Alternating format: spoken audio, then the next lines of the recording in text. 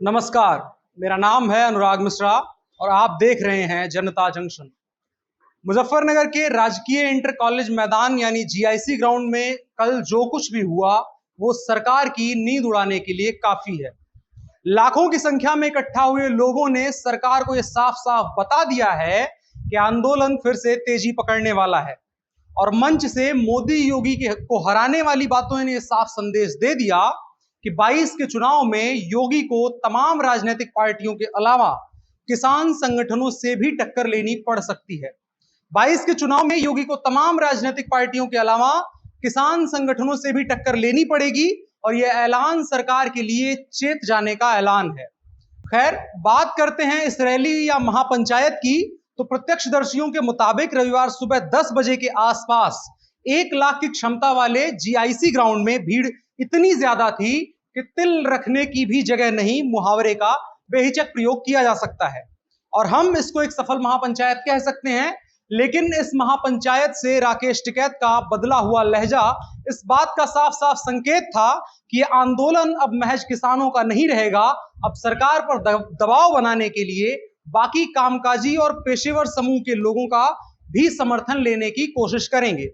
अब एक बड़ा फैक्टर जिस पर बात किया जाना आवश्यक है कि किसानों का ये कई महीनों से चल रहा आंदोलन उत्तर प्रदेश के आने वाले चुनाव पर किस तरह से असर डाल पाएगा।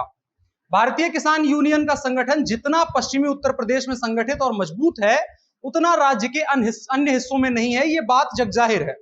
लेकिन इस महापंचायत में कई अन्य संगठनों का भारतीय किसान यूनियन के साथ मंच साझा करना इस बात का सबूत है कि इन्होंने कमजोरी का तोड़ ढूंढ लिया है और चाहे वो किसान बिल पर पहले अलग राय रखने वाले संगठन हो या फिर किसान आंदोलन से किनारा रखने वाले संगठन हो, उन्होंने भी इस महापंचायत में आकर साफ कर दिया है कि अगर कानून हटाने की बात सरकार से नहीं बनती है तो उनका पहला निशाना उत्तर प्रदेश का 22 का चुनाव होगा। किसान नेताओं ने बंगाल चुनाव का हवाला देते हुए कहा था कि जिस तरह से हमने बंगाल में भाजपा को हराया था वैसे ही उत्तर प्रदेश में हराएंगे। लेकिन अगर थोड़ा सा आंकड़ों की माने तो बंगाल में भाजपा किसानों के विरोध के बावजूद भी काफी मजबूत स्थिति में रही और फिलहाल में उत्तर प्रदेश में भी जो सर्वे हुए हैं उनके मुताबिक भाजपा उत्तर प्रदेश में पूर्ण बहुमत से जीत रही है। लेकिन जब ये आंकड़े किसानों के सामने पेश करके बीबीसी के एक रिपोर्टर ने उनसे सवाल पूछा तो किसानों ने आंकड़ों को मानने से ही इनकार कर दिया। खैर, मुजफ्फरनगर की पंचायत से कोई साफ संदेश बाहर निकल कर नहीं आया,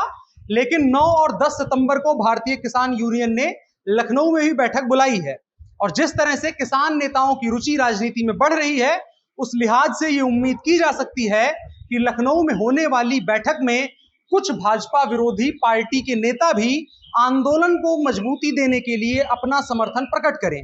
लेकिन जाहिर तौर पर अगर किसी भी राजनीतिक पार्टी का समर्थन किसान आंदोलन को मिलता है तो नेताओं के लिए तो ये आंदोलन को बड़ा करने की बात होगी, लेकिन ये बात भी स्पष्ट है कि उससे जमीन पर बैठे किसानों में फूट पड़ने की शुरुआत भी हो सकती है। इसलिए किसान नेताओं का राजनीति की तरफ रुख करना एक तरफ से अपनी बात को मजबूती से रखने वाला कदम होगा